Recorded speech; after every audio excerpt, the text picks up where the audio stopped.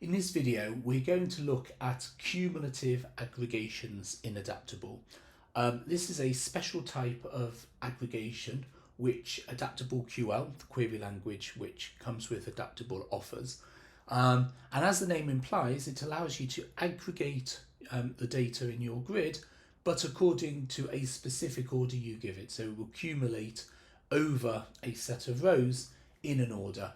And that's obviously very useful for things like running totals or kind of where you want to sort of see how numbers kind of change over time. So Adaptable offers 5 aggregation operations, as you can see: sum, min, max, average, percentage. Pretty much 99% of people generally seem to use sum. But the magic really works in this next keyword, which is order. And essentially all you need to do for a cumulative aggregation is to use the cumul keyword, and then you pass in essentially 2 main arguments: what you're aggregating, so in this case it's the P&L column and we're using sum, and then over, which is the column you're going to use to get the data from. So essentially it says what I want you to do is go to each trade date column in order and give me the P&L from that. And the beauty of that means it doesn't really matter how the grid is physically sorted, because we're going to get the data in order according to whichever column has been put into trade date.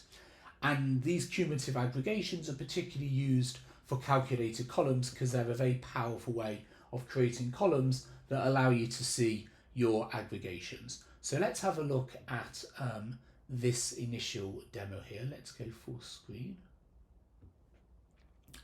Let's look at the code, and you can see that we've actually added 2 cumulative columns, one called Cumul Stars, one called Max Technical Debt. Let's look at the first of those, which is this one here. So essentially what we've said is we want to look at all the GitHub stars in the grid. We want to accumulate over them using created@, which is this column here, as the kind of the ordered column.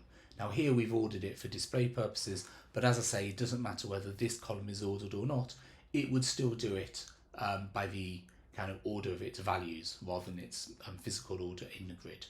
And here we've created a calculated column, so we've said we want to create a new calculated column that's going to show the output of this query, and we've said it's a number, and we've given it a couple of other things, and then you can see the results very easily here.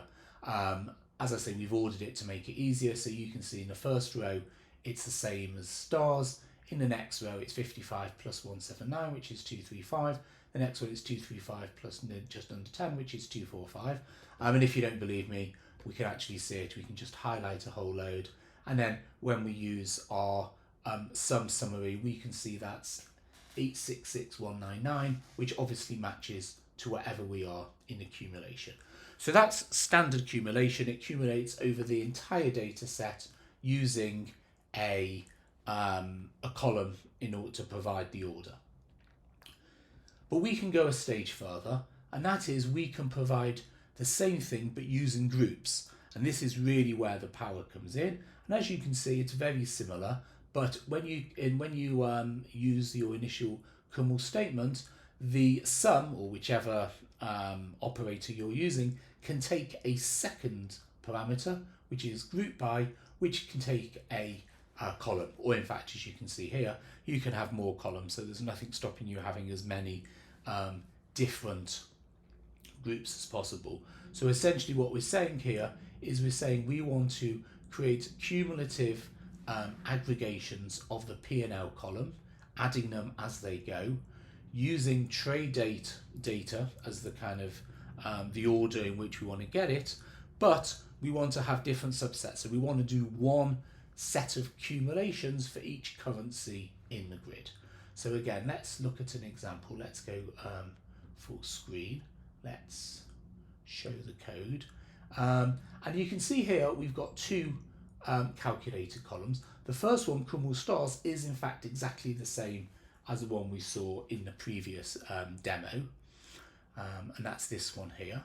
But we've added a second one which again accumulates the sum of the stargazers counts, that's the GitHub stars column, but this time it does it by language, and again it uses the created at. So now you can see here, and again we've made it easy because we've ordered the grid first by language and then by created date, but again, as I say, it doesn't matter what the physical order is. And we can see again we've got the case. So now if we look at say the HTML, we can see we've got 21 and 19, which therefore makes 21 and 41 here. But in fact in the Cumul stars we've got difference because this is ignoring language, so this will be doing it purely by created, not by language as well. And again we can see it all works. So for instance, if I highlight all these JavaScripts here, I get a total of 786747, and again that matches the last one in the cumulative. So there we are. That's cumulative expressions in Adaptable. We allow you to create your own calculated columns using whatever data is in the grid, and then you can build your own dynamic expressions, choosing which column to use as the kind of order and also as many groups as you want. As always, thank you for watching, and if you'd like to learn more about this or any other features in Adaptable, please do get in touch, and we look forward to hearing from you.